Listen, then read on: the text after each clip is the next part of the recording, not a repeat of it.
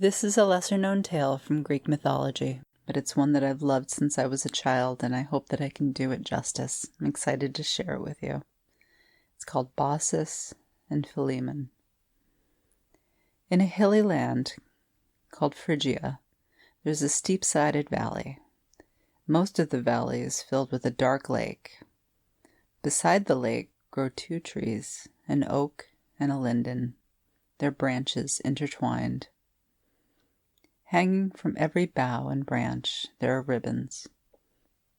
Long ago, great Zeus, whose temple is in the sky, and Hermes, the messenger of the gods, heard whispers that there was a town at the bottom of a steep-sided valley in the hilly land of Phrygia, where the sacred laws of hospitality were flouted, where strangers were not welcomed. They decided to see if those stories were true. They change their shapes as the gods can, so to all the world they looked like a pair of travelers. They flashed down from the sky into the town on the night of a terrible storm. From house to house they ran in the rain, begging for food, begging for shelter. Every request was greeted with kicks and curses and insults. 100 homes they visited, and at last, tired, footsore, hungry, and wet through, they trudged up the side of the valley, leaving the town behind. As they did so, they saw that they were approaching a little hut. Standing in front of it was an old woman. This was Baucis. She and her husband, Philemon, had met in this place, had married in this place, had grown gray and old together. Children had never come. They were very poor, but they had accepted their plight and had made light of it. They were devoted to one another. The only thing in the world they had that they valued was a goose who guarded their home. Now Baucis saw these bedraggled strangers approaching, and she hobbled over eagerly.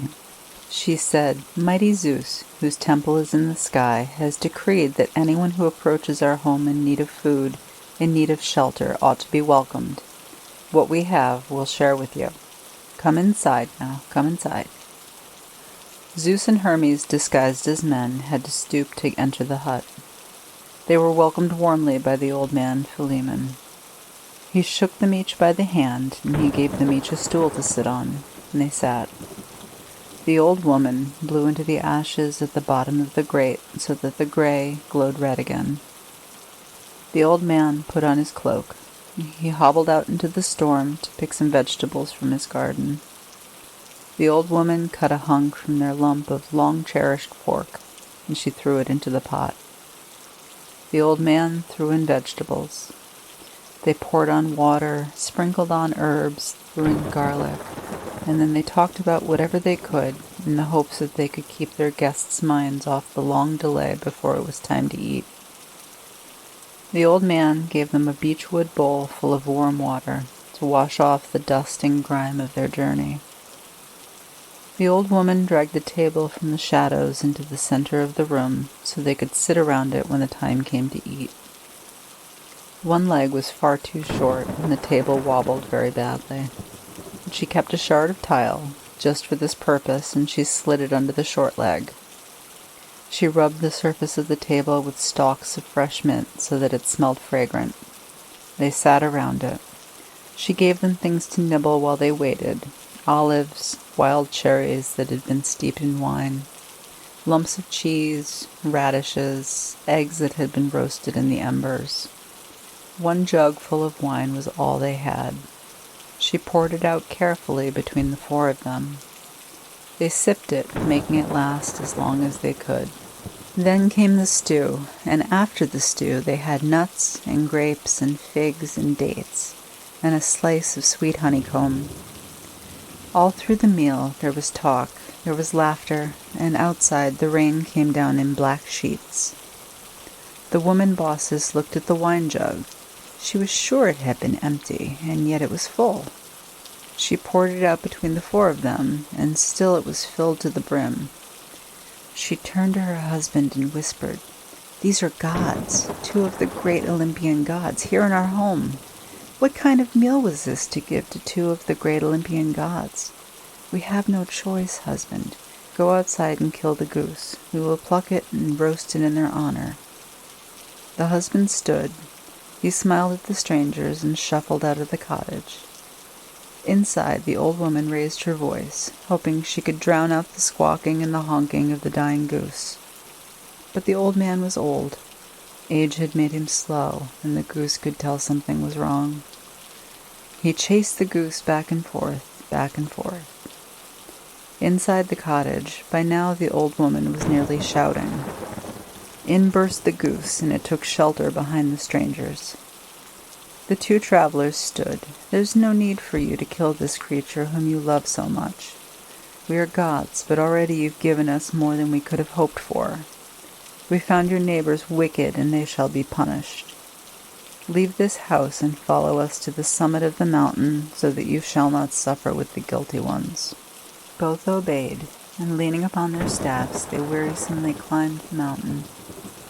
They were not an arrow's flight from the highest peak when they anxiously looked down and saw the whole place changed into a raging waste of waters, and of all the houses only their little one remained. While they stood astonished and bewailed the fate of the others, behold, the poor old hut was transformed and towered above the waters as a temple. A golden roof was supported on its columns, and the floors were of marble. Zeus turned to the trembling old people and said, "Tell me, honest old man and worthy wife, what do you most wish?" Philemon exchanged a few words with his wife and then said, "We would be your priests. Permit us to serve in that temple. And as we have so long lived together, let us die at the same hour. Then I shall never see the grave of my dear wife, nor will she have to bury me." And their wish was granted. As long as they lived, they served in the temple. Then one morning, early, the old man was digging his garden before the heat of the sun was too fierce. His wife called to him. He saw her standing outside the temple, staring at her feet, and when he looked, her toes had taken root, and brown bark was spreading up her legs. He hobbled towards her. He put his arms around her waist. She put her arms around his back. As they embraced, they could feel buds emerging from the tips of their fingers. He could feel leaves growing from the bald crown of his head. As the bark spread across their faces, they looked into one another's eyes for the last time and said, "Farewell, dear one." Thus ended the worthy pair. He was turned into an oak tree, and she into a linden, and thus they remained as close together in death as they had been in life. Goodness is prized by the gods. They bestow honors upon those who prove themselves worthy.